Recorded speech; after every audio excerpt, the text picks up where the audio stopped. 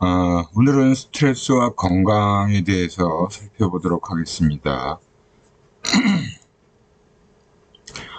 일단 스트레스란 무엇인지에 대해서 살펴보고요. 그리고 건강이라는 건 무엇인가?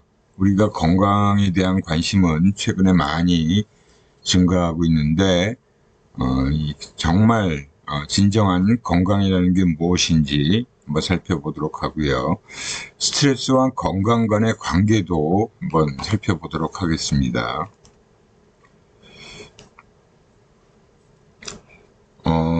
최근에 현대인들이 아프다고 병원을 찾아가면 그 병원에서 의사가 하는 말은 이 증상에 대한 정확한 원인을 잘 모르는 경우가 있어요. 그리고 아마 스트레스가 심해서 그런 거 아닌가라는 얘기를 종종 합니다. 우리 인간은 건강하게 한평생 살아가는 게 어떻게 보면 가장 큰 희망일 수도 있어요. 아무리 돈이 많고 여유가 있고 그래도 건강하지 못하면 그거는 별로 그렇게 행복한 삶이 아니잖아요. 그래서 이 건강한 삶이라는 것과 또 스트레스라는 거의 문제는 요즘 현대인들한테 가장 큰 관심사이자 중요한 문제라고 볼 수 있습니다. 최근에 사망 원인이라고 하는 부분을 보면 성인병이라고 하는 거에 의한 조기 사망이 매우 증가를 하고 있습니다. 물론 평균 수명은 점점 늘어나서 이제는 100세 시대라는 얘기가 나올 정도로 많은 분들이 오래오래 살고 계시는 걸 우리는 TV나 주변에서 많이 볼 수 있는 부분이잖아요. 근데 아무튼 사망하게 되는 원인을 살펴봤더니 예전에는 전염성 질병에 의한 사망이 대부분이었다면 최근에는 성인병에 의한 사망이 가장 많다라고 할 수 있습니다. 근데 이제 성인병의 원인에 대한 의학적 접근이라는 것이 그렇게 크게 효과적이지 못하다라는 얘기가 나오고 있어요. 그래서 성인병은 고혈압, 암도 마찬가지고 여러 가지 다양한 성인병들이 있는데 그 성인병의 원인이 되는 것은 어떻게 보면 개인의 심리, 행동적 원인이 많다라고 볼 수 있습니다. 심리적으로 스트레스를 받거나 불건전한 생활을 하고 부정적인 정서를 경험하게 되는 부분들을 말할 수 있겠죠. 그래서 생물학 현대인의 사망 원인으로 생물학적 원인이나 후천적인 환경 요인 그리고 개인의 심리 행동적 요인을 꼽을 수 있는데 그 중에서도 개인의 심리 행동적 요인이 가장 커지고 있다라고 볼 수 있어요. 그러면 우리가 흔히 스트레스라는 용어는 너무나 일상적으로 쓰고 있는 용어인데요. 스트레스의 정의에 대해서 일단 그 학자들의 개념들을 좀 살펴볼 필요가 있겠죠. 스트레스는 우리가 대처하거나 견딜 수 있는 능력 밖에 있는 갈등이나 위협을 느끼는 상황에 대한 정서적, 생리적인 반응입니다. 정서적, 생리적인 반응. 신체에 부과된 불특정 반응. 이게 이제 세일이라는 학자가 그렇게 정의를 내렸고요. 개인과 환경 간의 특별한 관계로서 자신의 자원에 부담이 되거나 초과되고 자신의 안녕을 위협하는 것으로 평가되는 관계성이다. 이건 라자루스와 포크만이라는 학자가 내린 정의예요. 그리고 매크로우스라는 학자는 지각된 요구에 대해서 적절하게 반응할 수 없다는 예견, 그리고 부적절한 반응에 대한 부정적인 결과의 예견을 수반하는 반응을 지칭한다. 뭐 학자들의 그 정의가 조금씩 차이는 있어 보이지만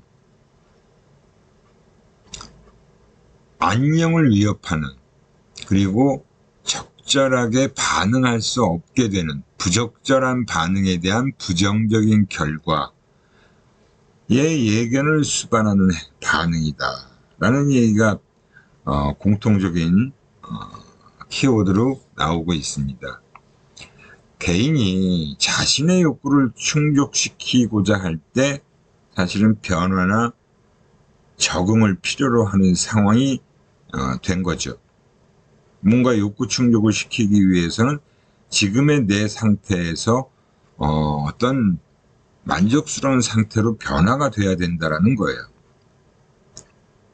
그래서 스트레스는 각종 질병, 뭐 심장발작, 위궤양, 관절염, 알레르기 반응, 불안, 신경증이나 우울증, 그래서 이런 정서장애, 정시장애가 아니고 정서장애네요. 정서장애와 확실한 관련이 돼 있다. 정서장애와 확실한 관계가 있다. 그래서 일상생활 속에서 무엇이 특별한 스트레스를 낳는가를 확인하는 것이 중요하다. 그 스트레스를 일으키는 것은 사실 개인마다 다 달라요. 누구에게는 스트레스로 작용할 수도 있지만 누구에게는 스트레스로 작용하지 않을 수도 있다는 얘기입니다. 그래서 이제 스트레스와 관련된 이론이 이제 몇 가지가 있는데, 일단 스트레스에 대한 정의를 보면 세 가지 방식으로 정의를 내리고 있어요. 자극 중심의, 또는 반응 중심의, 또는 상호작용이라는 측면으로 세 가지 측면으로 스트레스를 정의를 내리고 있는데요. 외부적 사상으로 보는 관점이 첫 번째 관점입니다. 즉 자극이죠. 그래서 이 첫 번째 관점에 대한 연구자가 바로 한스 세일이라는 학자고, 스트레스 반응의 생물학적 측면에 집중을 했다라고 하고 있고요. 근데 이제 최근에 더 영향력 있는 관점으로는 라자르스의 상호작용 접근이다라고 얘기를 하고 있어요.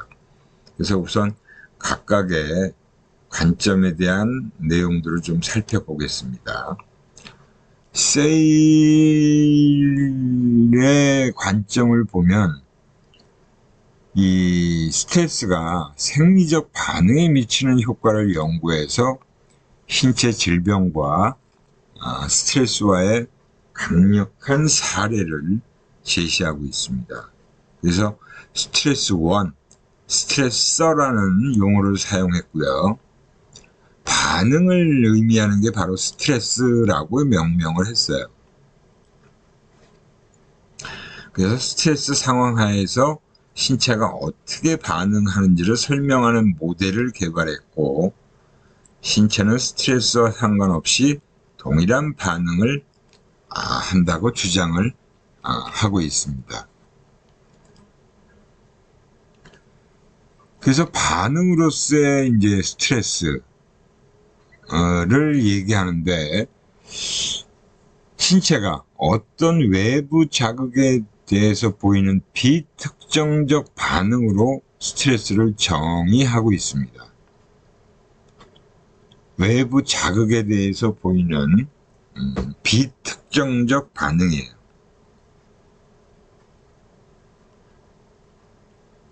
그래서 이 스트레서라는 것은 유기체에게 스트레스를 주는 외부 자극을 얘기하는 거고요. 뭐 외부 자극이라 그러면 뭐 차가움, 열, 뜨거운 거, 쇼크 뭐 이런 것들을 받으면 우리 몸이 갑작스러운 변화를 일으키죠.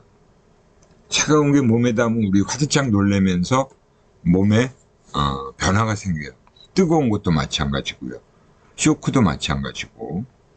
그래서 새로운 자극에 대해서 신체가 방어하려는 틀이라고 해서 일반적 적응 증후군이라는 것을 제안을 합니다. General Adaptation Syndrome이다 라고 얘기를 해서 스트레스 반응이 신체 전신에 걸쳐 영향을 미치고 있다라는 주장을 했고, 적응이라는 것은 스트레스 반응이 우리의 방어 체계를 자극하고 신체를 단련시킴으로써 생명을 유지시키려는 적응적인 반응이다라는 얘기를 하고 있어요. 그래서 어떤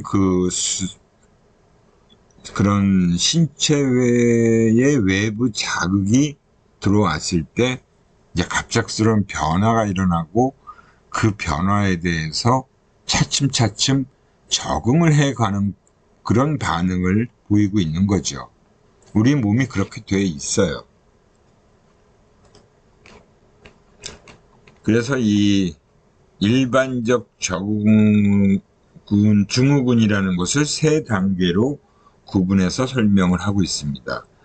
첫 번째 단계가 바로 경고 반응이에요. 경고 반응 단계. 그래서 그걸 알람 단계다라고 얘기를 하고 있고요.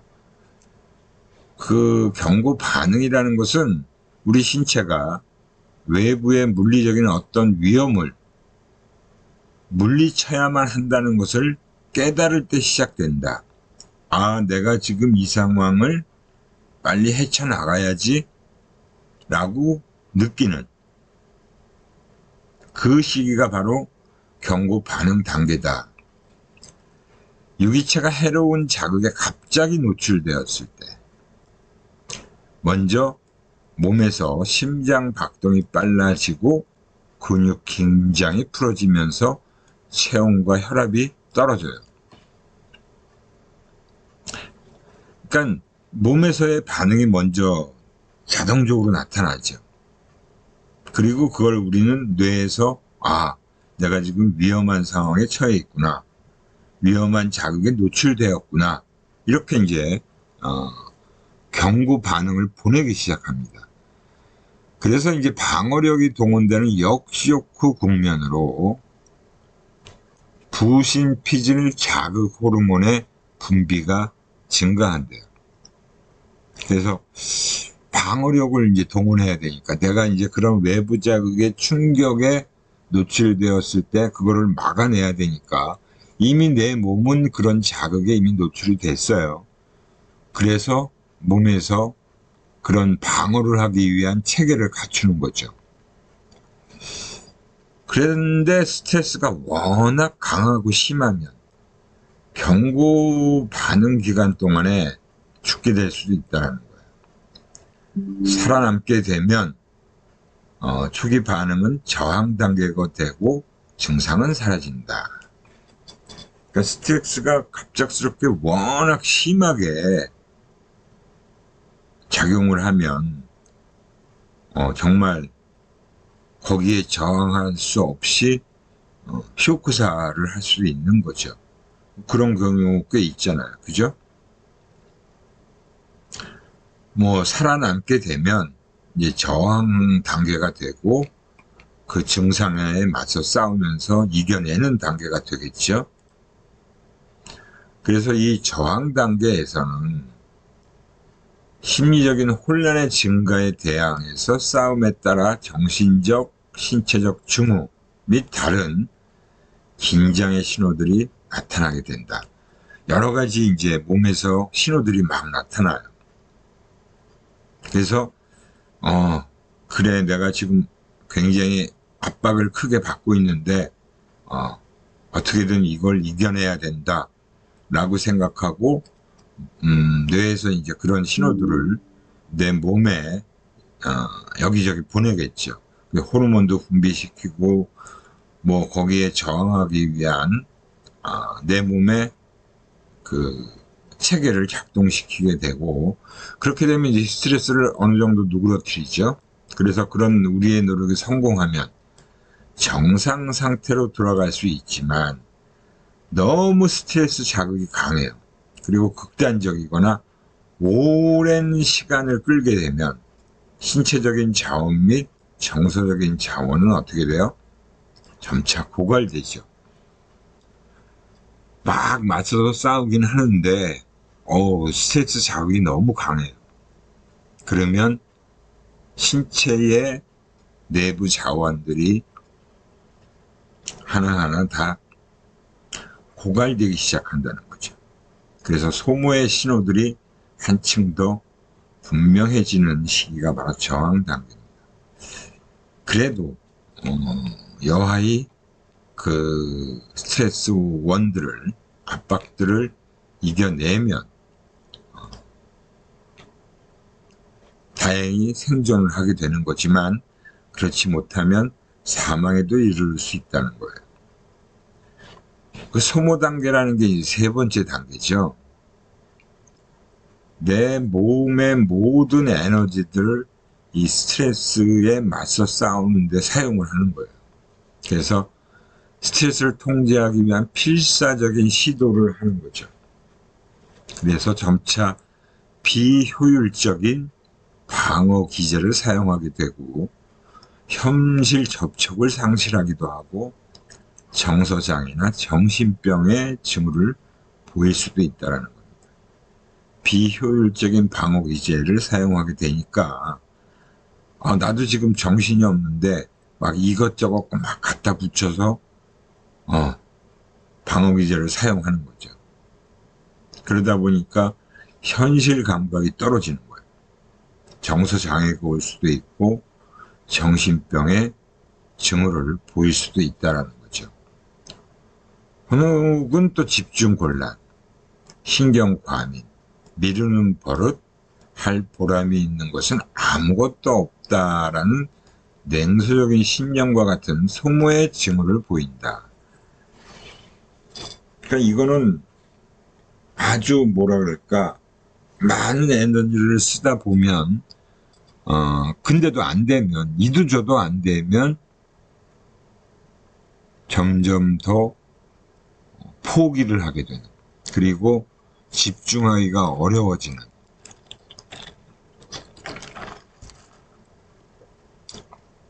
그리고 신경은 날카롭고 예민해지죠. 그리고 뭔가 자꾸를 미루는 버릇이 생기고, 이 뭐 보람이 있는 게 하나도 없네 라는 냉소적인 그런 신념 같은 부분도 보일 수 있다는 거예요. 때로는 피부 질환 또는 위장 장애 같은 몸에서의 징후도 나타납니다. 그 사실은 저도 좀 경험을 해봤는데, 너무 막 피로하거나 피곤하고 몸의 적응력이 자꾸 떨어지게 되고, 그러던 어느 날 이게 우리가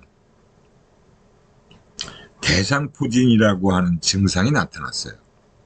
아주 무서운 대상포진인데, 아주 그게 쉬운 질병이 아닌데, 그러니까 제가 등 쪽에 자꾸 이렇게 뭐 뾰루지 같은 게 조금씩 나고 가려워서 이게 뭐지 하면서 처음에는 그냥 뭐 피부에 뭐가 좀 안 좋은 게 생겼나라고 생각을 했어요. 근데 며칠 뭐 약을 발라도 낫지도 않고, 그래서 병원을 찾아가서 이렇게 그 부위를 보여주니까 의사가 이게 좀 대상포진 초기 증상처럼 보인다. 이게 이제 바이러스에 의한 감염이거든요. 그래서 이제 의사가 항바이러스제를 처방을 해줘서 그 약을 한 일주일간 복용을 했더니 가라앉더라고요.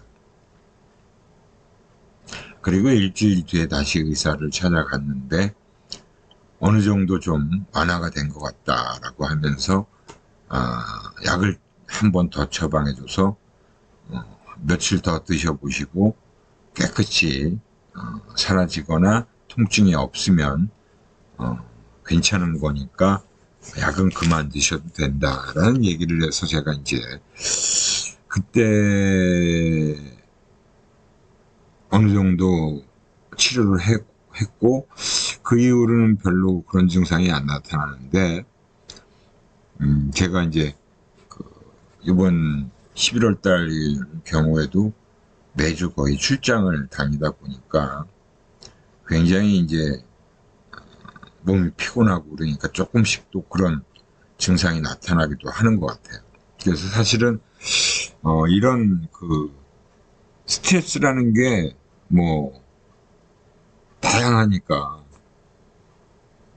그죠? 그러니까 여러분들은 뭐 학업이나 진로 때문에 스트레스를 받지만 저는 뭐 일 때문에, 그 다음에 또 다른 여러 가지 문제로 스트레스를 받게 되니까 아무튼 그런 증상들이 나타나더라고요, 실질적으로. 근데 이제 스트레스를 받았다고 해서 알코올, 여러분들 중에는 뭐 술을 드시는 분도 있을 거고, 약물에 의존하는 건 굉장히 안 좋은 거죠. 알코올도 안 좋고. 그래서 이제 이런 죽음까지도 생각하는 경우가 생긴다라고 볼 수 있는데, 그래서 심리적인 스트레스가 질병의 원인이 될 수 있거나 혹은 특정 질병을 더 악화시킬 수 있음을 시사해주고 있다라고 볼 수 있어요. 최근에 우리 젊은 친구들도 클럽 같은 데 가게 되면 이런 약물을 뭐 나도 모르게 복용하게 되는 경우가 있다라고 얘기를 하더라고요. 그게 이제 마약 종류인데 완전히 뭐 강한 마약은 아니지만 그런 마약 성분이 들어있는 그런 약물이라고 볼 수도 있어요. 그래서 그런 거에 한번 또 노출이 되면 계속 그걸 찾게 되는 그런 또 현상들이 나타난다고 하니까 조심들을 해야 될 것 같다는 생각이 듭니다. 그래서 이 세일의 제너럴 어댑테이션 신드롬이다라고 하는 일반적 적응 증후군이다라고 하는 게 바로 이런 모델이다라고 볼 수 있어요.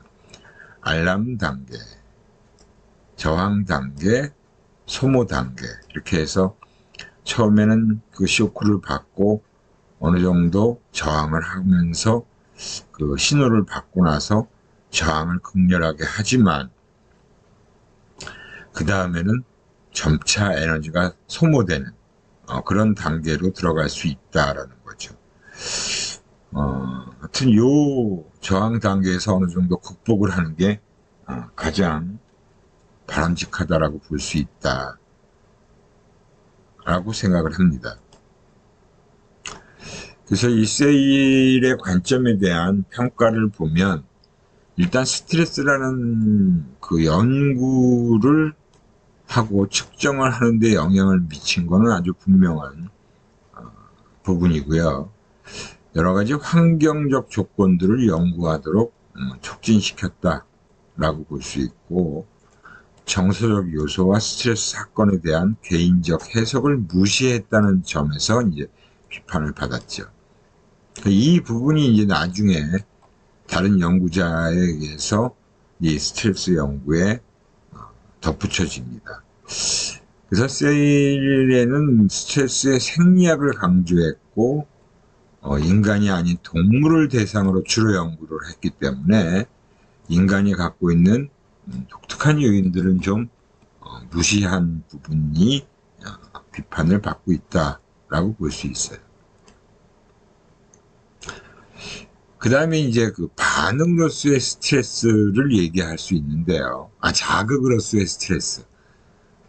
그래서 이 자극으로서의 스트레스라는 것은 지속 시간에 따라 분류를 하거나 또는 사건의 중요성에 따라서 분류를 하는 거죠. 자극. 그러니까 자극이라는 게 바로 스트레스를 일으키는 그 원인에 해당되는 게 자극들이죠. 그거는 뭐 사람마다 다 가지고 있고 또 물론 사람마다 또 다를 수가 있어요.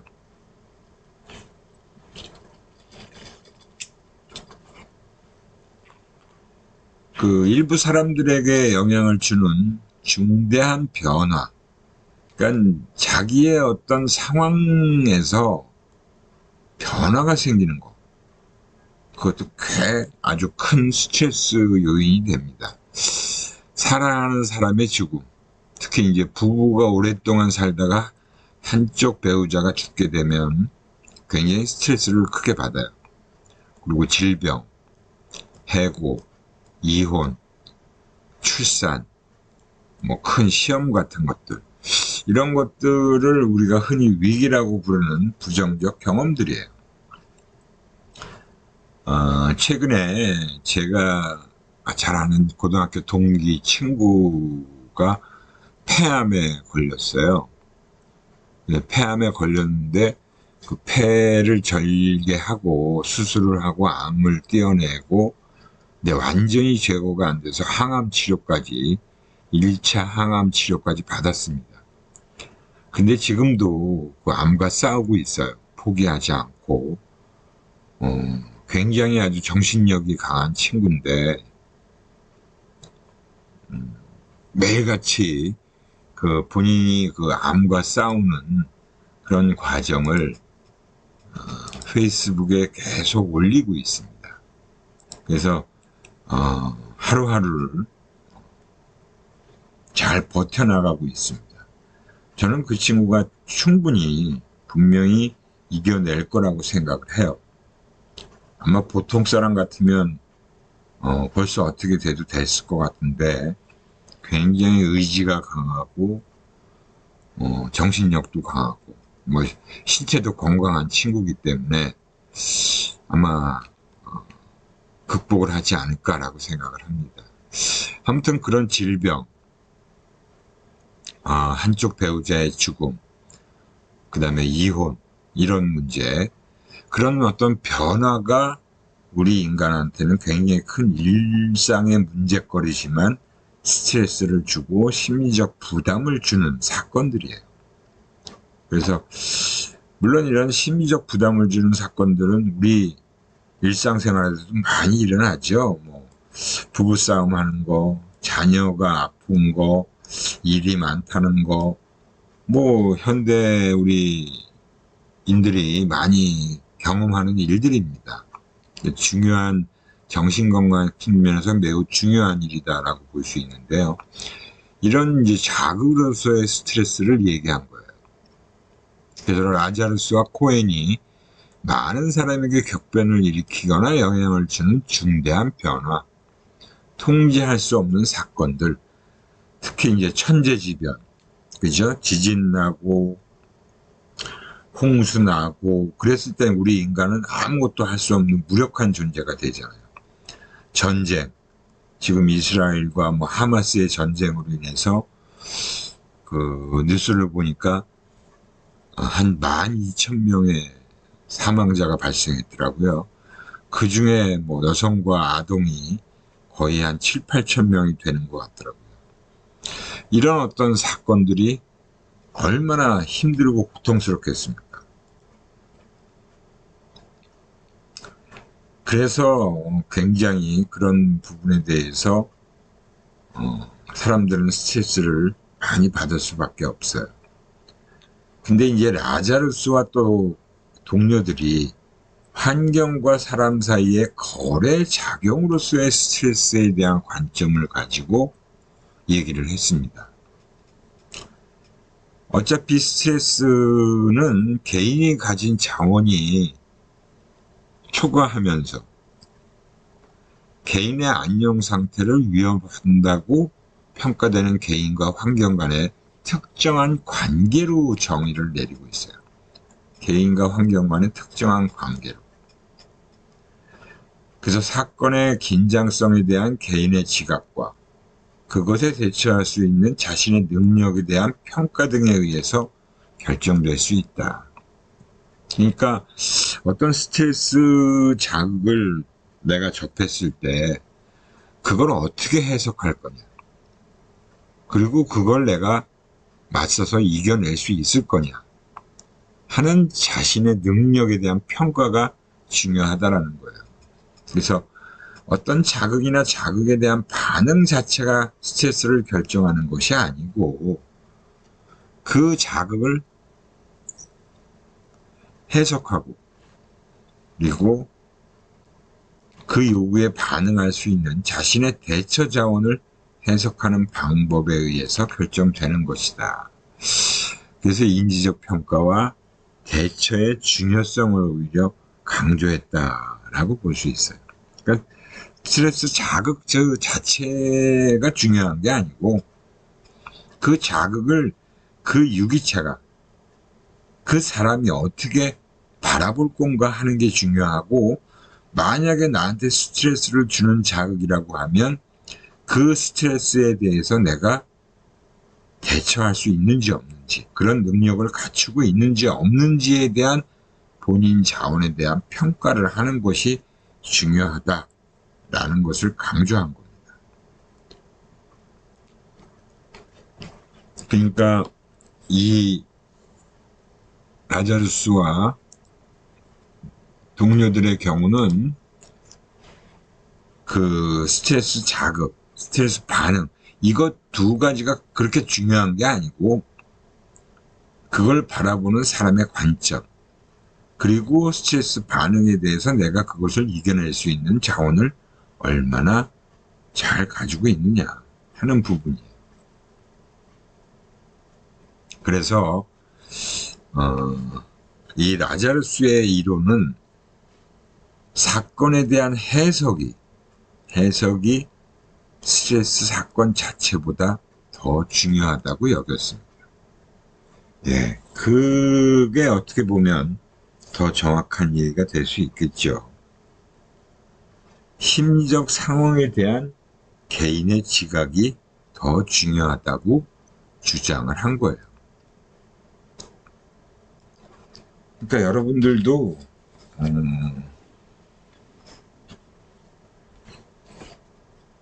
겪고 있는 많은 일상적인 스트레스에 대해서 사람마다, 여러분들 개개인들마다 사실은 다 틀리죠. 누구는 그게 스트레스로 작용하기도 하고 누구는 그게 스트레스로 작용하지 않기도 해요. 생각하기 나름이다라는 게 그런 의미가 되는 거죠. 그죠? 우리가 흔히 그런 얘기들을 하잖아요. 다 네 마음에 달려있다. 그죠? 우리 불교에서의 그런 그 스님들이 하는 얘기도 그렇고, 우리 속담에도 그렇고, 어르신들이 옛날부터 하는 얘기들이 그런 거예요. 네가 생각하기에 다 달려있는 거야. 그 자체가 중요한 게 아니고. 그죠? 그래서 심리적 요인을 강조했다라는 거. 그래서 스트레스는 한 개인과 그 개인의 자원을 혹사시키거나 초과하고 그 사람의 복지를 위태롭게 하는 것으로 평가된 환경과의 특정한 관계로 정의를 내리고 있어요.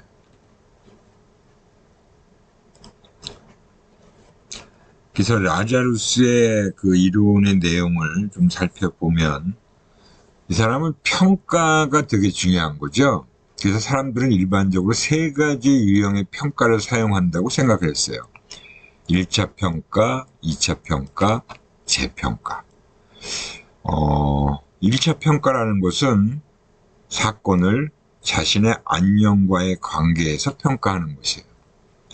무관한 평가라는 것은 발생한 사건이 자신의 안녕과 관련이 없을 경우에 그건 무관한 평가로 생각을 해요. 근데 우리가 지진이 일어나는 걸 보고 사람들이 많이 죽었다 그러면 그건 본인하고 아주 무관한 건 아니죠. 우리나라의 경우도 지금 지진에서 절대 안전한 지역이 아니에요. 그죠? 일본 같은 경우는 뭐 지진으로 인해서 많은 사람들의 희생이 따르고 있고 엄청난 지진들이 많았죠. 우리나라도 지진에서 결코 안전할 수는 없어요. 뭐 몇 년 전에 그 포항 같은 경우도 지진 때문에 피해를 입은 사례가 있었잖아요. 이로운 평가라는 것은 본인한테 유익한 경우, 스트레스적 평가라는 게 바로 자신에게 해로운 경우가 바로 스트레스적 평가입니다. 주로 상해, 상실, 그리고 현재, 과거, 위협, 미래, 도전, 긍정적인 의미가 될 수도 있죠. 그래서 이 스트레스 자극이 되는 여러 가지 사건이나 물리적인 자극이나, 물리적인 자극은 좀 덜 할 거예요. 하지만 어떤 사건에 대해서 평가를 어떻게 하느냐, 어떻게 해석을 하느냐가 중요하다는 거고요. 그 다음에 이 2차 평가라는 것은 발생한 스트레스 사건에 대한 가용할 수 있는 대처 자원과 관련된 평가예요. 스트레스를 일으키는 그 사건을 접했을 때 내가 가용할 수 있는 대처 자원이 충분히 갖춰져 있느냐, 그렇지 못하느냐에 따라서 상태가 달라지죠. 내가 그 스트레스 사건에 대해서 무엇을 할 수 있는지에 초점을 맞추고 있고, 1차 평가라는 것은 의미를 주고 있는지에 대해서 초점을 맞추고 있는 거, 어떤 의미인가 하는 부분. 그리고 2차 평가는 무엇을 할 수 있는가에 초점을 맞추고 있다. 그리고 이제 재평가라고 하는 것은 발생한 문제의 해결 시점, 그죠? 해결 시점까지 개인과 환경 간의 역동적인 교섭 관계에서 지속적으로 평가를 반복하는 겁니다. 지속적인 평가를 반복하는 거예요.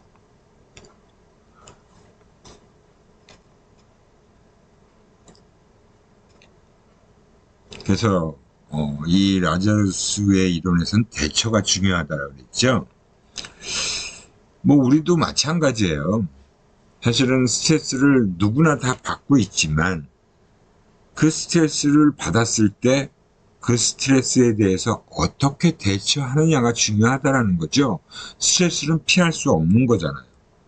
내가 뭐 피하고 싶다고 해서 피해지는 게 아니고, 사실은 일생 동안 살아가면서 누구나 스트레스는 다 경험하게 되고, 개인을 옥죄거나 개인의 자원을 능가하는 것으로 지각되는 내적 외적 요구를 다루는 과정들이 다 경험하게 되어 있는 부분들이에요.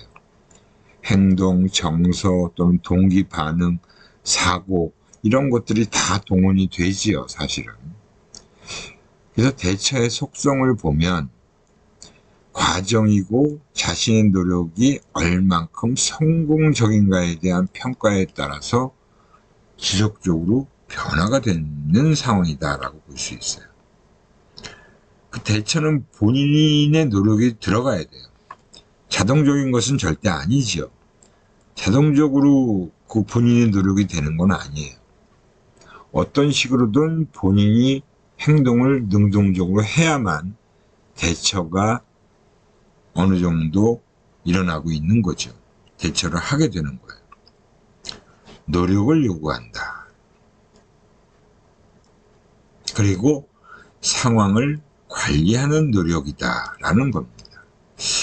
그래서 이 대처라는 것이 매우 중요하고요. 뭐 대처가 성공하려면 몇 가지 요인에 달려 있다라고 합니다.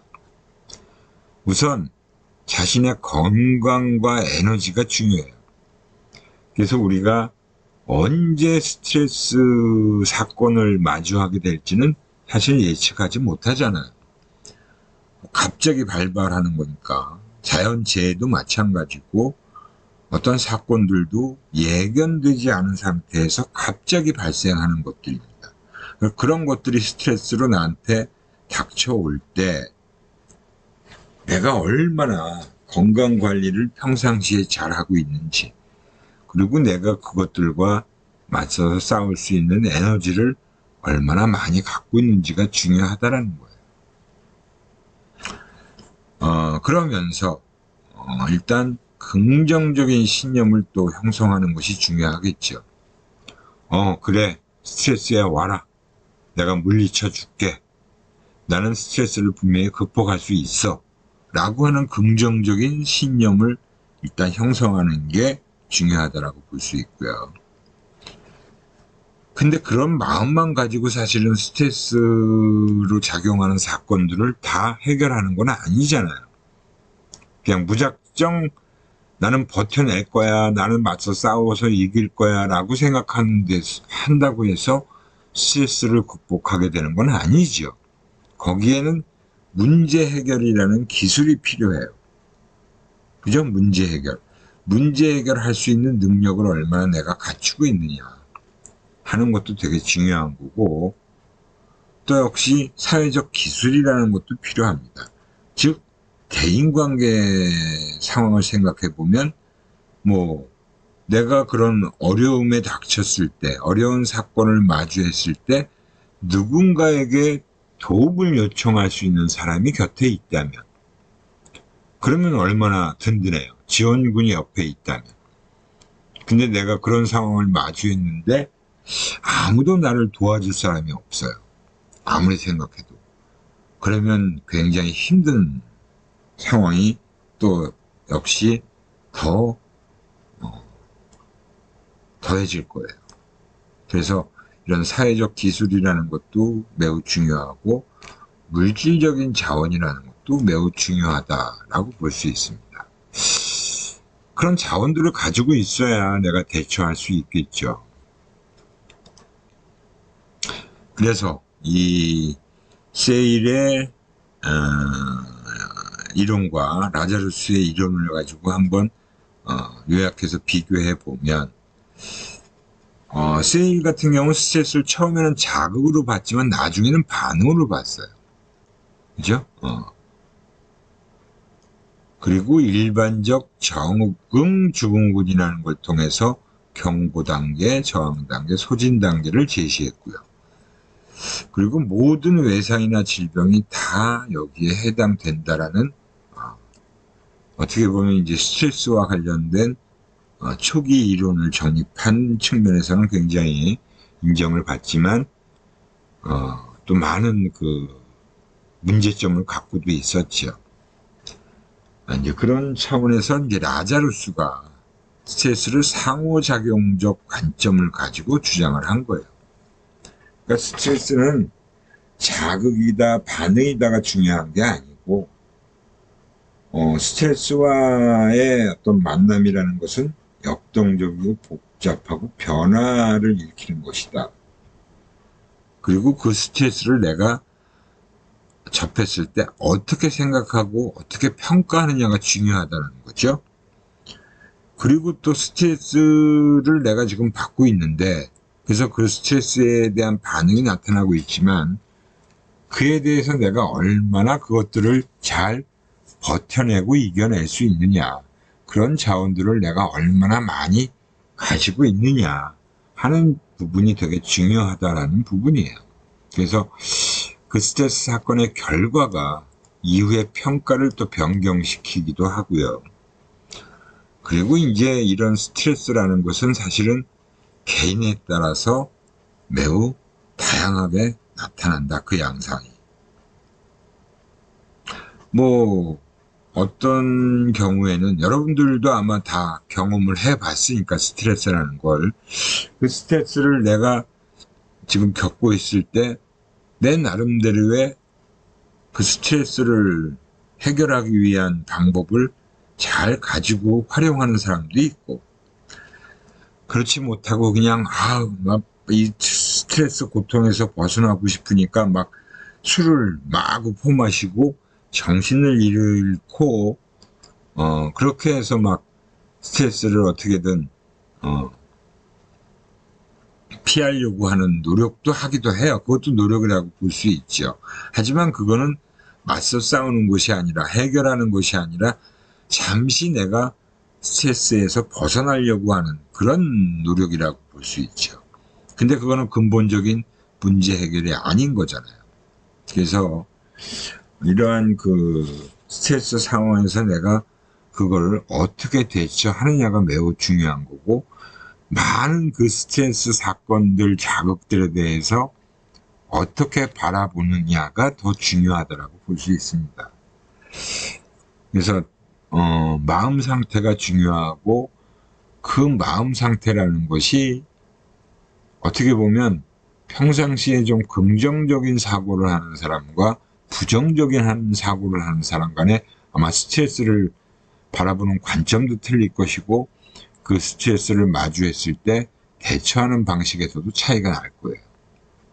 그래서 우리가 흔히 긍정적 사고를 많이 해라 라는 얘기를 하는데 그게 딴 게 아니고 평상시에 좀 사물이나 사람을 바라보는 그 시각이나 관점이 좀 긍정적인 방향으로 형성되는 것이 필요하다라고 볼 수 있습니다. 예, 그래서 이 스트레스와 관련된 이론들을 살펴봤고요. 그리고 이제 스트레스의 원인으로 작용하는 부분인데 시간이 거의 다 돼서 오늘은 여기까지 하고 다음 시간에 수업 시간에 나머지 또 설명드리도록 하겠습니다. 예, 수고들 많이 하셨고요. 질문이 있으면 질문 코너에 꼭 좀 올려주시기 바랍니다.